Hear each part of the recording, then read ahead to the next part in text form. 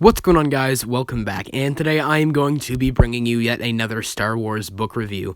Now, for those of you who maybe aren't as big of fans of my book reviews, there will probably be a little bit of a break from them in the near future, but I was recently at my local library, and I saw this one on shelves, and I wanted to borrow it, and in my recent A New Dawn book review, someone pointed out, and I found out immediately after recording that video, that the Ahsoka novel was not written by John Jackson Miller. It was actually written by E.K Johnston, and she did a very good job writing this book, I might add, but I didn't realize that when I filmed that, but I did find out right afterwards and got to reading this one once I borrowed it from the library, and it took me 2 days to finish it. I think this book is a little bit shorter than A New Dawn, because A New Dawn is actually a relatively lengthy book, but it can be a quick read depending on how invested you are in actually reading it. The fact that I finished this in 2 days and that it took me a couple weeks to read A New Dawn should give you a gauge as to how much more invested I was in this book than I was in that one. This book is just so much better. There's a real sense of kind of danger at the beginning of this book with Ahsoka on the run. It takes place a year after the events of Order 66, and she's basically just been hopping from planet to planet trying to get by. But there's actually a real sense of tension. It's not set years in the future where, something like Kanan is just already kind of set himself up and he's living life just fine. Ahsoka's still recovering. She still has trauma from what's happened before. And throughout the book, it's a story about kind of opening up, and realizing that you don't have to embark and do things on your own all the time. Ahsoka, for the first time that we've seen her, is completely on her own, and she is alone. She's out there in the galaxy on her own. She doesn't have anyone to turn to, and it's really interesting to see her in this position, and that despite all of that, she still just feels like she has this obligation to go out of her way to help people. And we kind of are introduced to a similar storyline to that of the Martez sisters from Season 7 of the Clone Wars, where Ahsoka befriends these two sisters on this planet called Rada, or this moon called Rada, and she's kind of just hiding out because the Empire hasn't occupied that planet yet, but shortly after she lands there, they do occupy the planet, and during some events that take place, she ends up having to reveal her Force abilities, and she has to leave that planet. Along the way, she encounters Senator Bail Organa, Leia's adoptive father, of course, and they end up kind of working together, and an Inquisitor gets involved, and Ahsoka just has to kind of face her inner demons, face her past, and has to learn and figure out the fact that she isn't in this fight on her own, and that she can lean on other people, and that other people are there for her, and she doesn't have to fight this fight on her own, so to speak, right? And I really liked the story. It was far more investing than A New Dawn. It had a much more consistent tone. It was never quite got as strangely light and humorous as A New Dawn, but it also never got quite as violent or grim. This book is still pretty dark. It's got some pretty dark undertones and some pretty violent things happen. There's a difference as to the way you view things when you are watching them in a Star Wars film, like a character getting injured by a lightsaber or a character getting shot, because you're just seeing it on screen and it's kind of brushed off quickly to keep up the pacing of whether that be a show or a movie. In a book, they're able to really explain the inner mindsets of the characters during those moments, and it makes it a lot more grim, and it makes it feel more violent, and you are kind of disturbed. I felt very disturbed at multiple points in this book. And, but it never quite got to the gratuitous level of A New Dawn. I gotta say, I'm not the biggest fan of, these super violent things. The Thrawn books were kind of the perfect balance for me.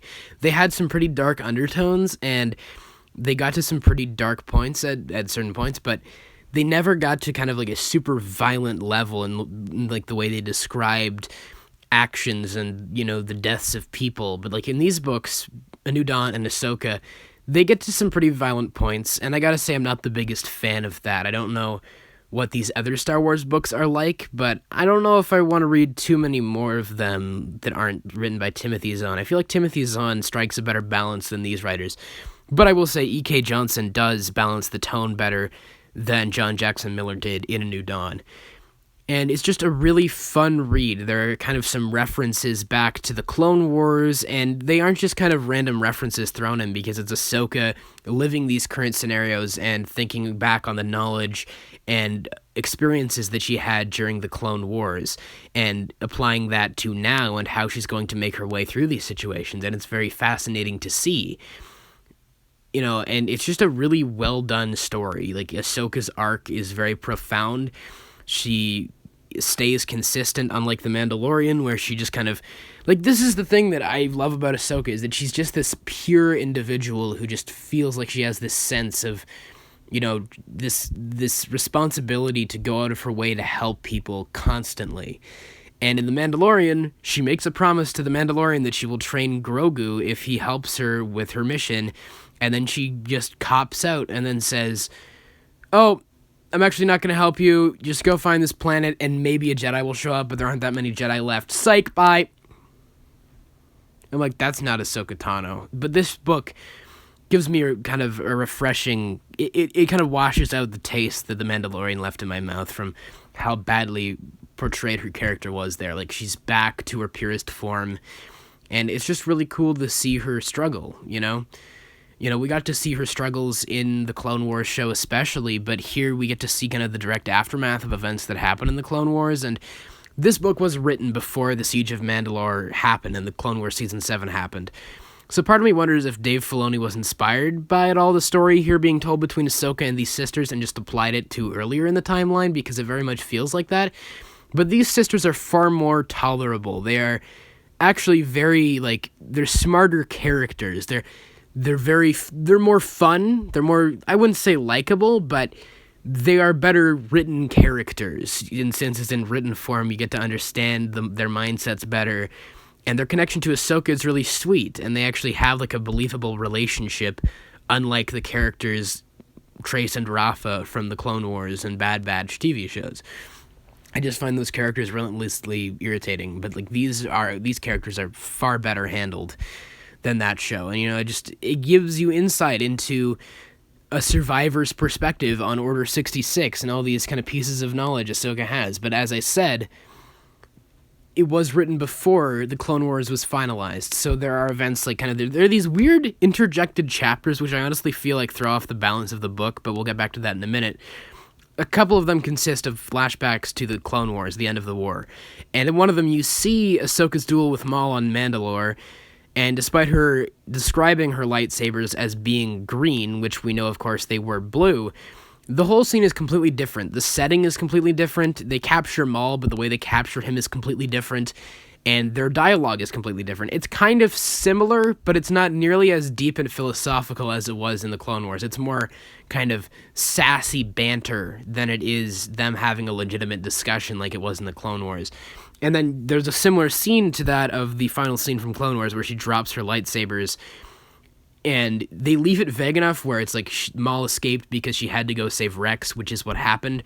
They don't describe the setting. They don't describe that it was on a vendor or anything like that. So they leave it vague enough to the point where there aren't any continuity errors created there. But it seems as though kind of the intro to the book has been retconned by the Siege of Mandalore. And if I may say so myself, the Siege of Mandalore story arc in the Clone Wars did handle that material better than the way it was briefly covered in this book. But of course, that's because they had 2 hours worth to tell that story, whereas here they just have a brief flashback to those events. So that's a given. But those flashback chapters, but they even aren't necessarily flashbacks. They're just kind of interjected throughout the book to show at different points where they aren't a part of the current story. They're either in the future, the past, or at some other character's perspective.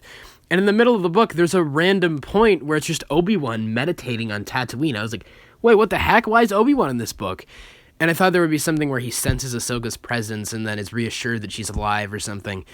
But there's nothing like that. Nothing like that really happens, and it just feels very weird.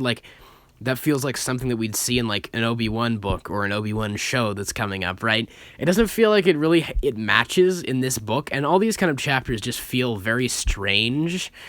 The first couple are fine. They're flashbacks to the past, and despite them being retconned for the most part, they are like they still kind of work well enough in the context of this book.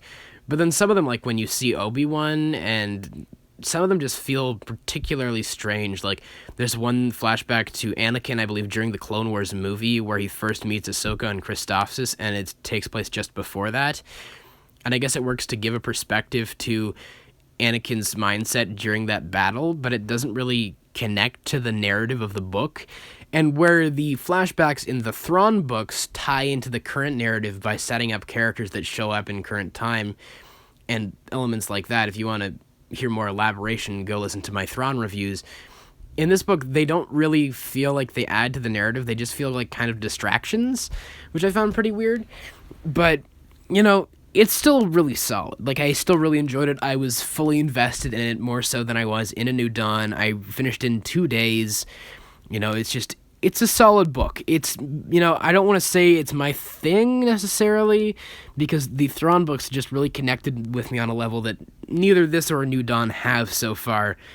So I feel like maybe it's just best if I stick with the Thrawn series, but it's a solid book. There aren't a lot of problems with it. It ties things together well.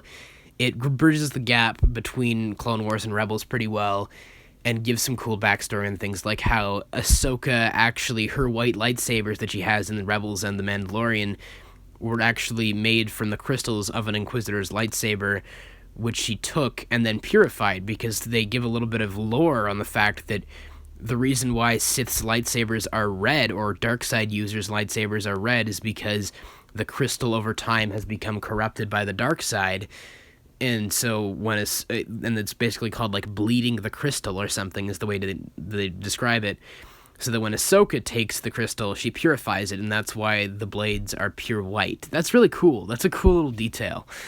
And, it's a fun read. It has fun little tie-ins, but they also do add something to Ahsoka's character, and that's where, this is way better than A New Dawn, because it actually does add stuff to Ahsoka's character. It adds plenty to her character. It really does develop her, and she has a really interesting arc.